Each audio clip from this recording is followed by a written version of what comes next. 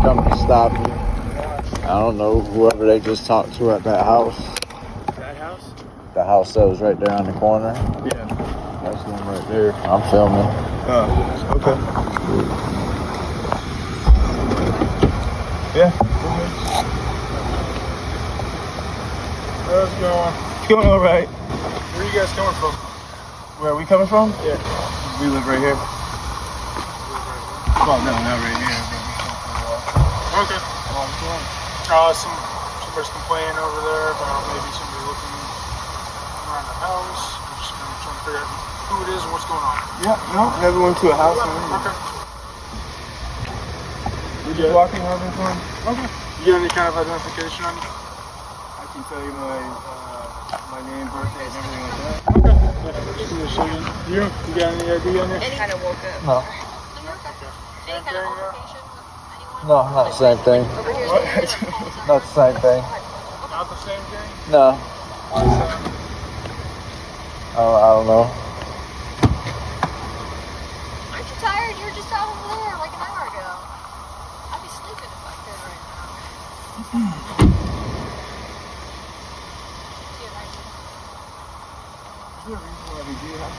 We give our information. I mean, we don't have no warrants or nothing like That's that. fine. So right now we've got a call for service on the corner right there saying that they thought someone was breaking into the house or potentially were looking at a ladder. Okay. So they told us it's subjects who were walking westbound. He saw us. He was right beside us. I mean, we weren't doing anything. Yeah, I just saw you guys walking this way. Yeah. I didn't know what was going on before. Okay. So that's okay. Yeah. So because we're investigating call for service right now. Yeah. So you guys are detained and we'll be charged. All right. The calm of a quiet neighborhood suddenly shifts as deputies arrive responding to a report of suspicious activity. Cameras are already rolling, and the tension begins almost immediately. Officers approach a couple simply walking nearby, trying to determine whether they're connected to the call. What starts as routine questioning quickly takes a serious turn when deputies announce the citizens are being detained, setting the stage for a confrontation that is only just beginning. And hopefully it's nothing, and it's just someone who thinks they saw something that was nothing. Okay. And then we get on our merry way. So. Yeah, definitely. So, all right. So you don't have a deal or anything on you? On that Florida ID? No, I don't want to get my information. I don't think I did anything wrong. Then you can go to jail for failing to identify yourself.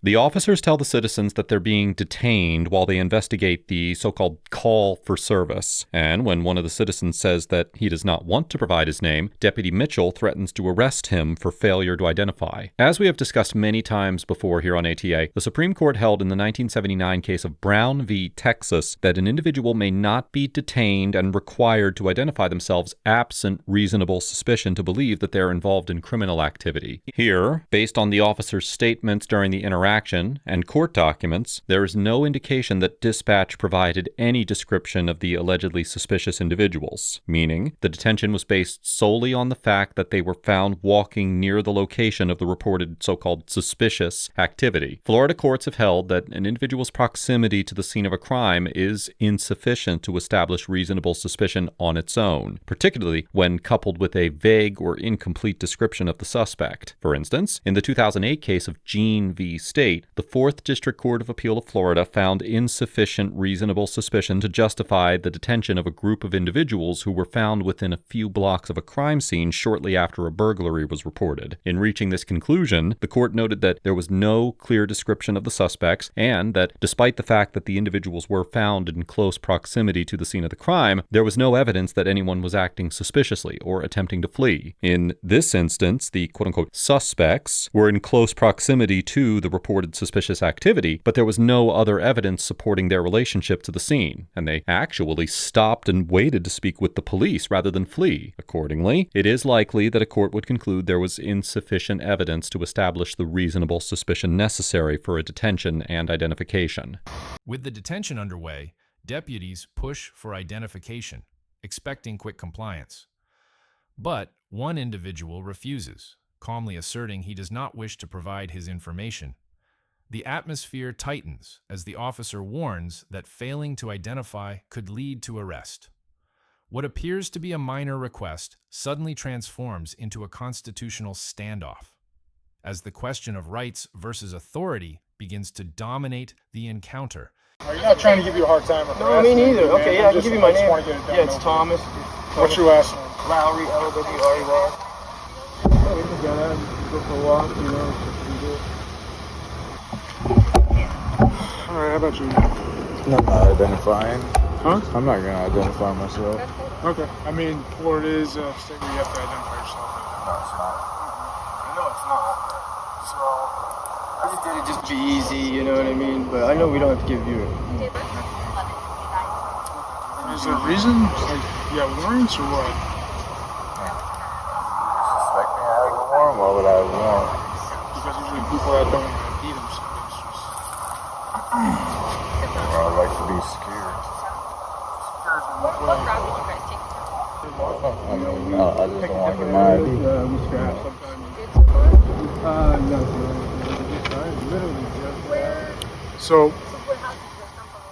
if you don't identify yourself, then we'll just have somebody come and bring a fingerprint scanner and we'll identify you that way. I'm gonna get my fingerprint. We just got out, you know what I mean? We were talking.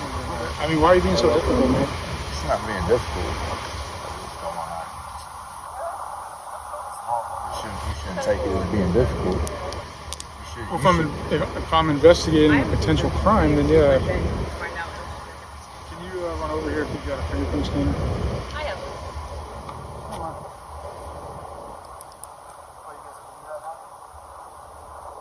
I'll get the body cam footage. You can request the body cam footage. Yeah, everything's public record. Everything's recorded. I threatened you with arrest, so you were compelled. Oh, it is you. Sean? Oh, dude, like did you shave? Yeah. I'm like, it's not you. Oh, It you is had you. longer beard or something? Alright, so what's going on, guys? Oh no, we were just out. I guess somebody said that they thought we were trying to break into a house or something. I didn't even go over near that house. Nothing like that. We just got out. We walked. We got into a wreck, and for her therapy, we just go out and walk when she can't sleep and stuff. And I gotcha. So we- When was that? Like recent? yeah, just a few minutes ago. No, the wreck. The wreck happened back in March 2024. Oh, okay. Yeah. I gotcha. So just She to get got out of the seriously- house, like when you're When she can't restless sleep. night. I Yeah. can't stay in one position very long. I gotcha. Shoot, I feel like that too. At the time. And what are you doing, man? Just riding? I don't know what I do. Yeah. I don't think you did anything, but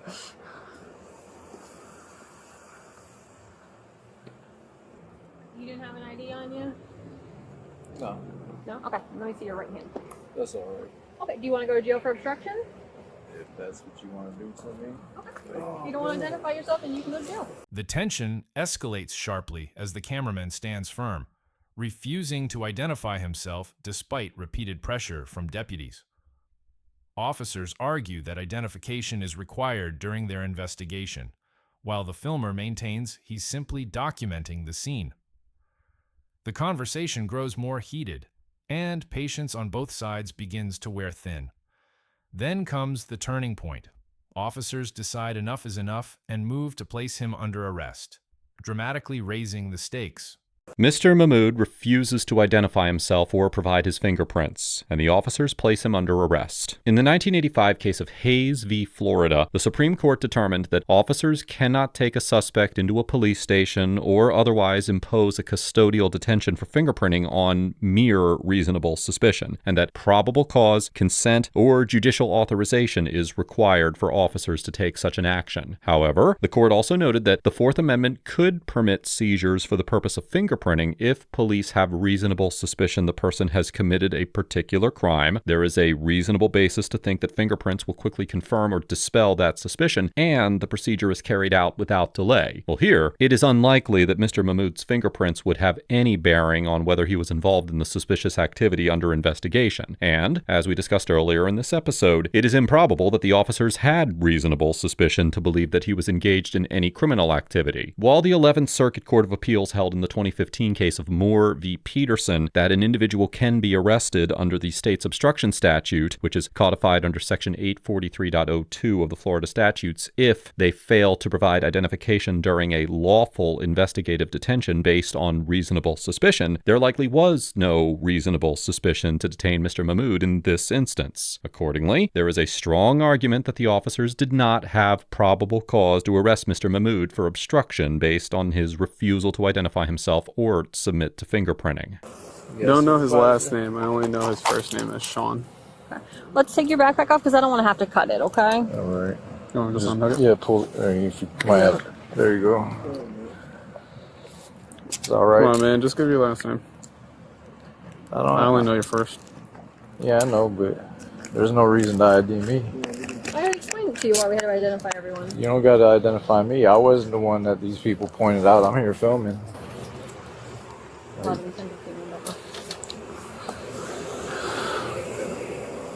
You got a supervisor? I do have one, yeah. Got lots of supervisors. So, either you identify yourself or I break your finger. What would you like? Deputy Mitchell tells Mr. Mahmood that he can either identify himself or she will break his finger. Based on court documents, this threat appears to be a response to the fact that Mr. Mahmood was allegedly tensing his finger to prevent fingerprinting. Accordingly, Deputy Mitchell seems to be saying that if he does not identify himself, she will break his finger so she can forcibly take his fingerprint. In the 1989 case of Graham v. Connor, the Supreme Court held that force used in the course of an arrest, investigatory stop, or other seizure must be reasonably proportionate to the need for that force, as measured by the severity of the suspected offense, whether the suspect Now, posed in an handcuffs, immediate the threat to situation officers or reaches others, and its most explosive moment. Officers attempt to identify the man through fingerprints, but he continues to resist providing information voluntarily. What follows is a shocking escalation. A deputy threatens to break his finger if he does not cooperate. The statement instantly transforms the encounter from tense to deeply alarming, raising serious questions about the limits of force and the power dynamics unfolding in real time, and whether the suspect was actively resisting or attempting to flee. Additionally, as the 11th Circuit Court of Appeals explained in the 1986 case of Leslie v. Ingram, courts in the circuit also assess reasonableness by examining the need for the application of force, the relationship between that need and the amount of force used, and the extent of the injury inflicted. Even assuming for the sake of argument that Mr. Mahmood was legally required to identify himself, Deputy Mitchell's threat of intentional bone breaking to overcome alleged quote-unquote tensing during fingerprinting is nearly impossible to justify as constitutionally reasonable and necessary force, because the suspected offense at issue was not severe. Mr. Mahmood's refusal to identify did not inherently create an immediate safety threat. The stated objective of the proposed force was evidentiary compliance rather than preventing flight or neutralizing danger, and the threatened level of injury was grossly disproportionate to any legitimate need for force. Oh, well, if you want to break my finger, that's ridiculous. I mean, that seems like excessive force. You can go to the jail as a John Doe and then not be released or get any kind of bond. If I'm going to jail, then, I'll identify myself. But you are going to jail, so you can identify yourself. Right now, I don't think I'm going to jail. Well, you're in handcuffs, so we can take your photo. We can do it that way too. Yeah. Want to take his helmet off for me?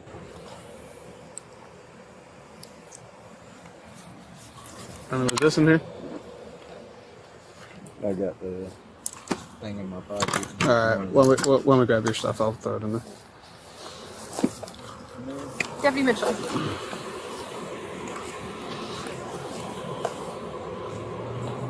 Alright, I don't want to put in that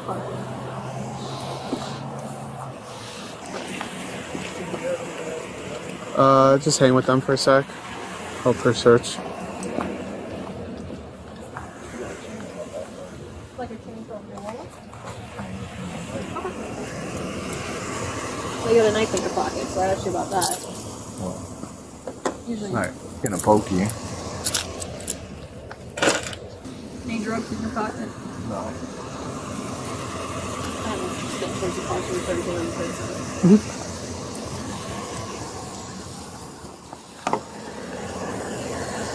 This is your chin? Yep. Both your body cameras are going? Good. You check the coin pocket when it's time to. Which one? Like the full coin one. Just his names are a little bit tight to the wall. Might be a lighter in there.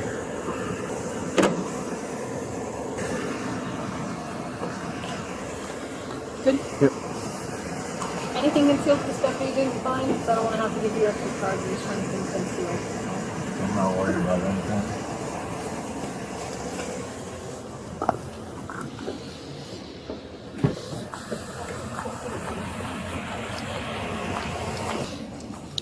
I can get his name. Huh? I can get his name. He's does he? He's always filming. Yeah, he was filming when we were on that Yeah. last one. Jose had gone out with him. He's usually actually like really polite with us, but he just doesn't ever like to. Alright, let me work through this too. Did you give an ID? Yeah. You did? They're good. Yeah. You checked them both? I didn't check her. I believe She did. Mitchell did. Oh no, she ever did. Mitchell, were you able to get her ID or no? Yeah, I already. She's 1054, 10. Cool. Thank you.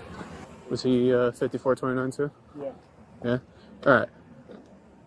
Did you guys even just be upfront with me, man? Did you guys even just walk up to that fence line, like right where you parked? Yeah. That property there. Did you walk up to that fence line, like look over or anything like that? I just got out. You know what I mean? Mhm. That's all I did. Okay. Did you walk around to help her out of the car or anything? Yeah. Okay. All right, man. I mean, this guy didn't do anything. I'm telling you. He came the same time we did. Like, I we just got out I to walk understand and he was that. being I'm weird. I'm familiar with him. Do you know him? No, my first time ever seeing that. I'm familiar with him. The Yeah, reason right he's going on. though is because always identify yourself to Yeah, us. just- That's obstruction if you don't, especially when we're doing an investigation, which we are right now. Yeah. But otherwise, I I mean, just didn't want to get no hard times. I Yeah, understand did you put his, him in his the rights call? and stuff. I Which understand that. him. No, I can't. No. Yeah. But you got his ID. You said. Yep. Oh, that's good. All right, you guys are good. Continue your walk. Just I apologize. If we, no, you're good. Just I guess be careful where you park. Some people just, I understand. even if it seems sketchy.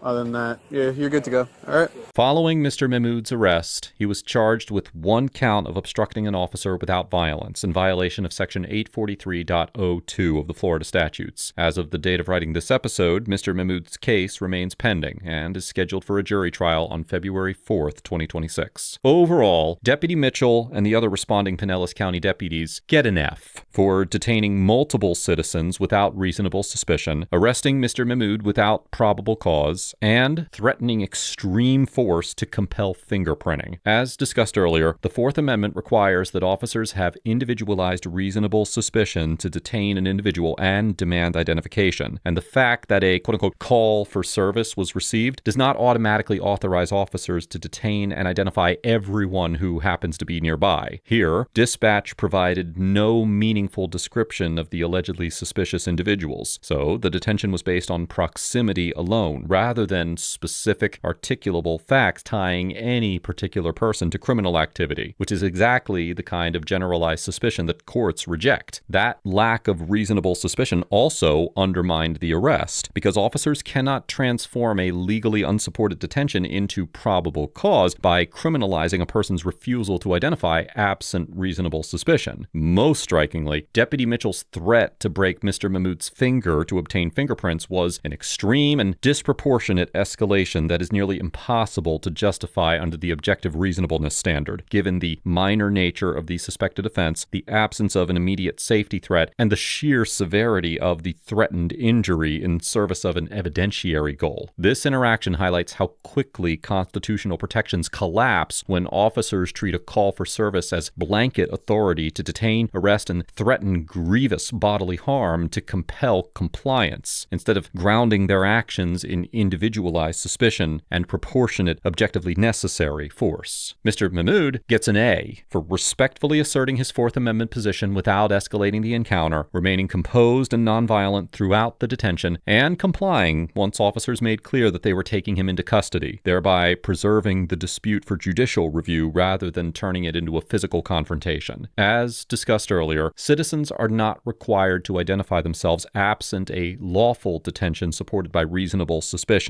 and Mr. Mahmood's refusal was firm but controlled, without threats, flight, or physical aggression. When the deputies proceeded with arrest and processing anyway, he did not resist, he did not attempt to flee, and he allowed the encounter to move into the legal system, where a court will determine whether the detention, the fingerprint demand, and the obstruction arrest were supported by the constitutionally required level of suspicion. I commend Mr. Mahmood for contesting the officer's demands calmly, for avoiding any conduct that could create an independent safety justification for force, and for confronting the officers verbally rather than resorting to physical resistance or violence. Let us know if there is an interaction or legal topic that you would like us to discuss in the comments down below. Thank you for watching, and don't forget to check out Audit the Court. With the threat of jail now undeniable, the detained filmer finally identifies himself while officers proceed with a search and processing.